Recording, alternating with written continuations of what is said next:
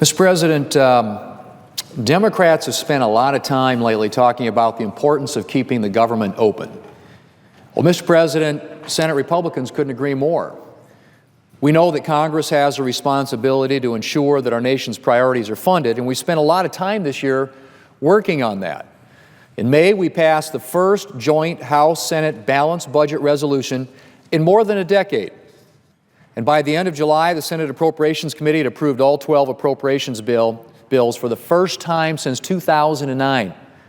First time in 6 years, the Senate Appropriations Committee approved all 12 of the appropriation bills. But there's one problem, Mr. President, and that problem is, for all their talk about providing for the government, apparently Democrats are reluctant to take any action when it comes to actually passing these bills through the Senate. Republicans tried to bring up the Military Construction and Veterans Affairs Appropriations Bill last week. Democrats refused to allow the Senate to even consider it. We couldn't get on the bill. They blocked the motion to proceed to even get on to debate that bill. That's right, Mr. President. Senate Democrats who spent weeks talking about funding the government refused to allow the Senate to even debate a bill that would fund military construction, protect our homeland, and keep the promises that we've made to our veterans. Now, Mr. President, I might be able to understand Democrats' position if they'd been shut out of the process on this legislation, but they weren't. The Military Construction and Veterans Affairs Appropriations Bill was debated in the Appropriations Committee, where members of both parties were given an opportunity to offer amendments and to help shape the bill's contents.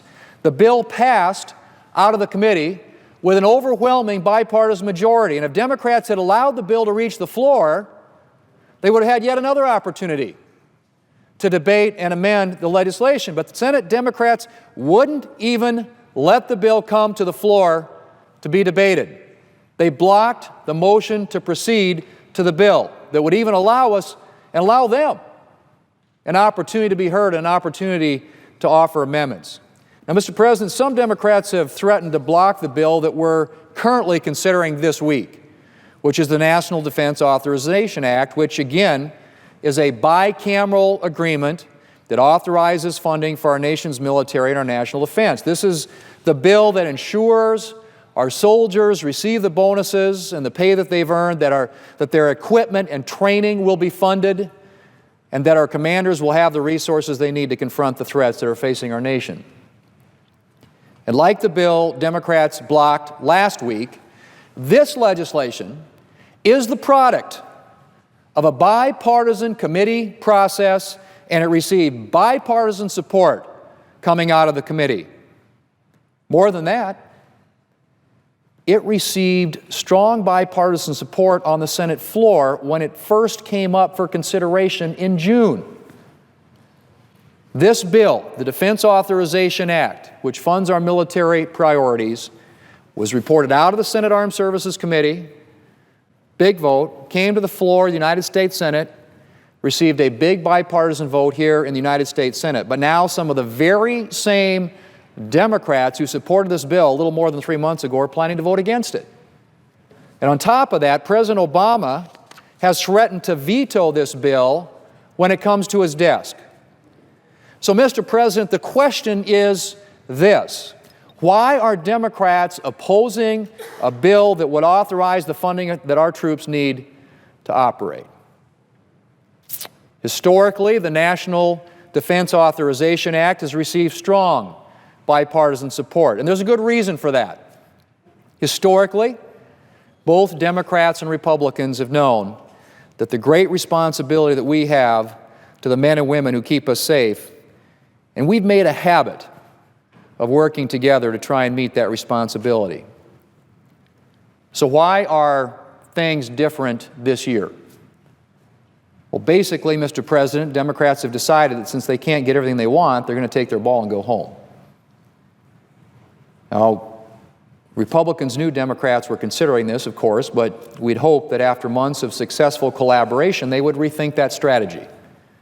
Because, as I said, all 12 appropriation bills reported out of the Senate Appropriations Committee with bipartisan majorities, collaboration, input from both sides, amendments offered, and amendments voted on. But unfortunately, this past week, it's become clear that Senate Democrats and the President are committed to following through on their plans to obstruct these bills. Now, their argument is that they want more money for this or for that, and we're not going to fund the military until we get more money for whatever their domestic priority is, whether it's more funding for the EPA or for the IRS or some other agency of government. That's what this is about.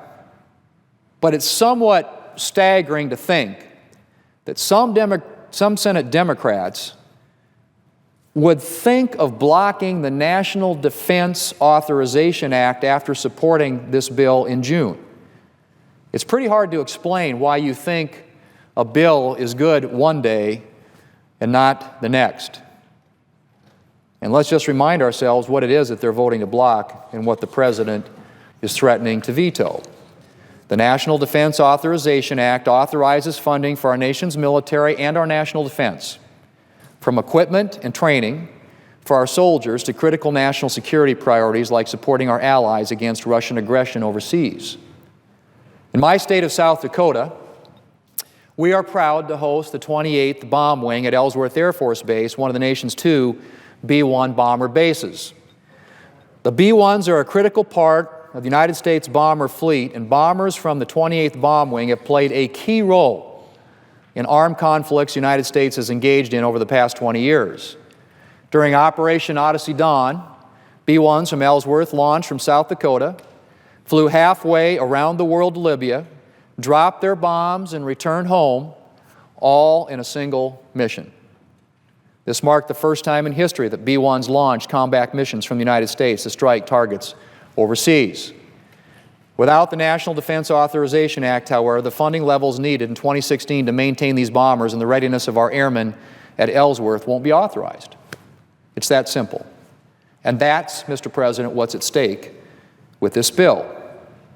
The President chooses to veto this legislation. He's vetoing the bill that authorizes benefits for our troops and the funding our military needs to operate. He's also vetoing authorization for the weapons, vehicles, and planes that our military needs to defend our country against future threats, such as the long-range strike bomber, which is one of the Air Force's top acquisition priorities, and it also represents the future of our bomber fleet.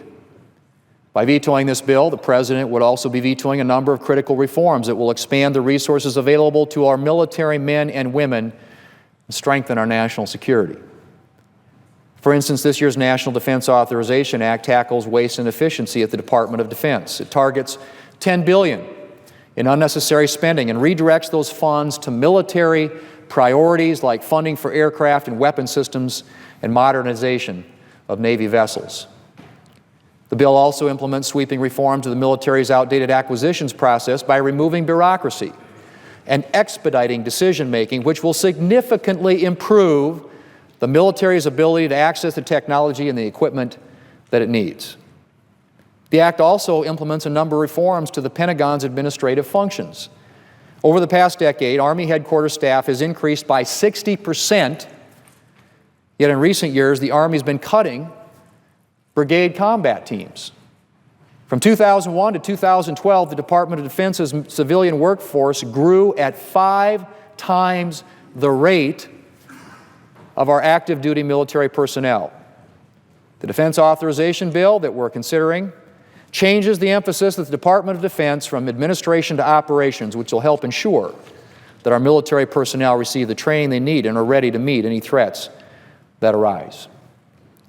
This bill also overhauls our military retirement system. The current military retirement system limits retirement benefits to soldiers who've served for 20 years or more, which does not apply to 83% of those who have served, including many veterans of the wars in Iraq and Afghanistan. The National Defense Authorization Act replaces this system with a modern retirement system that would extend retirement benefits to 75% of our service members. Mr. President, no time is a good time to veto funding for our nation's troops. But with tensions in the world where they are, the decision by Senate Democrats and the President to block this funding authorization is particularly unconscionable. As we speak, ISIS is carving a trail of slaughter across the Middle East. Russia is becoming increasingly aggressive, and Iran is continuing to fund terrorism. And thanks to the President's nuclear deal, Iran will soon have access to increased funds and the ability to purchase more conventional weapons. That's right, Mr. President. While President Obama is threatening to veto a bill that funds our armed forces, he has agreed to a deal with Iran that gives Iran access to over $100 billion to fund terrorism in the Iranian Revolutionary Guard. That same flawed Iran deal waives the sanctions on Iranian leaders, including General Soleimani, who is responsible for the deaths of American soldiers in Iraq. Yet the President is threatening to veto pay bonuses and improved military retirement benefits for our soldiers here at home. The President's Iran deal also gives Hezbollah and Hamas more funding to spread terrorism, yet the President is threatening to veto additional resources for our allies to defeat ISIS, as well as missile defense systems for our allies, including Israel. Mr. President, right now, President Obama is threatening to veto funding for our advanced weapon systems for U.S. military forces, yet his nuclear agreement gives Iran access to conventional weapons, ballistic missiles, and advanced nuclear centrifuges. Now, above all, in the wake of this flawed Iran deal and growing chaos in the Middle East, holding up funding for our troops by blocking this authorization bill is unacceptable. While Senate Democrats and the President may have decided to pursue a strategy of obstruction, it's not too late for them to change their minds. They can still cast a vote in favor of funding for our military and our national security priorities, and I hope that before this vote happens today, they'll rethink their opposition and join Republicans in supporting this critical bill. Mr. President, I yield the floor.